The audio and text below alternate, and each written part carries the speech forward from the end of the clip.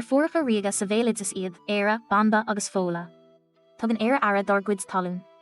Tá baint ag Banba lenár gCosaint Ghaelacha agus ag Fodhla le Scoláireacht. Tá an méid a dhéana siad mar bhí leagtha síos sa chéanaimseir riachtanacha go fóil dar slí mharaachtála. A cá as tháinig muid tús, dimíamar, próta Ceiltigh ón ar géad baile, nó uair himat, ó chuaigh den bhuirdibh timpeall 3,500 iar Chríost. Cruthíonn seandálaíocht, teangólaíochta, nascanna le hindorpaí eile. Tréithíortha gan bhile dimí próta Ceiltigh agus próta Gearmánaí siar agus próta Ceiltigh agus próta Indéireánaí suir. In éireann is compléasc de híomhanna seandálaíochta in aice leis an tulach, I gcundé Roscomáin é rá chrúchan. Is anatá an siomh ríoga neamhchochailte is sinne agus is mó san Eorop. Tá go leor tagartaí dó I lámhscríbhnaí meaníosacha Ghaelacha. Clúdaíonn an seandálaíocht an tréimhse nualatach, nó an chluchís nua, an chré uíis, an iarníis agus an bhaníis lua, 5,500 bliain san umláin, tréimhse ulmhór, ag dul siar go dtí sular tháinig na Ceiltigh féin anseo. Séad chomhartha ulmhór ón gréamhhuais atá in nua rá chruchan, a deirtear go fáilás é trá de medid an bhanríon in Scéalach chonachta. Tá sé chomór le brú na bóine nó Newgrange, timpeall 9 méadar trasna. Is áit bhreithe agus bháis I uamh na gat in aice lámha. Is pull simplí é an bailach isteach na cnic orsa. Báit bhreithe néfa le medlibí an uamh. Glachtar leis mar bhealach isteach chuig an dain chias é, agus is féidir leis na hátraitheoirí ansin daoine a bhealach go humar na hamléise.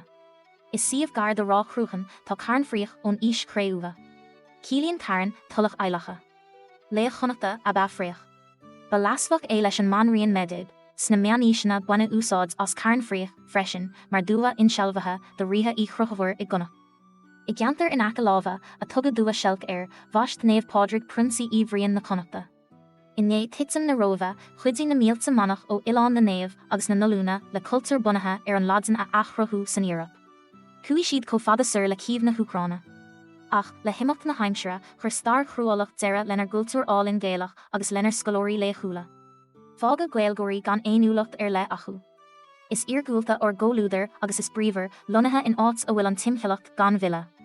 Tá ord bheas sean nascanna leis an Eorop agan, go mór mhór leis an bhranc agus leis an Gearmán. Béidir go mhaith le turasóir séránacht inni de phoblacht Napoléon na connachta aáil nó doctóracht uní ón Seotain Gloucester Rathspan a rá fórna ann ó bhanistearcha na hÉireann trá. Mar an luúchan na láidir na Ghael. Tá antóir fíor chultúr cheilteach fud na crinne mar ngéanann sé cothromaíocht idir deachleachtas agus díthal ásach. Is branse den grúpa in Eorpach iad na teangacha Ceilteacha. Sa héad bhílís rih Chríost, bhí teangacha Ceilteacha á labhairt I gcuid mhór den Eorop agus sa bhíonáise. Is cul catharcha iad an Ghaelga agus an Bhritánis. I 2011, scrúdaí sanolaithe Gearmánacha uí bhean úsal Ceilteach I gríolóir Ceilteach na Danóba.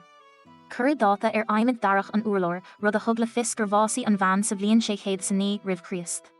Sa bhliain 2015, chochail seandálathe sa Frank Seomra Eilecha Frinsa Cheabhar Ceiltigh ó timpeall 500 rih Chríost. Bhí a charbad an siomh, cur a créú a maisithe, bhása a haspáin dinaní sis, an dia gréagach fianna agus achstais, agus déintán eile.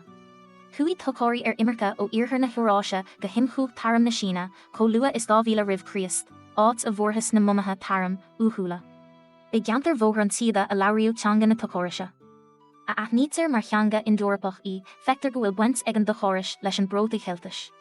Sa bhálsach tacla machan san imchúch taram, fuarthas mumí fearan le gnéthe orpacha thart 3,000 bliain díos. Sa bhliain 2007, léirí a gur de bhunna Ceilteach an dul céine, fuarthas mumí banan a tugadh an bhaintír na níthe uirthi.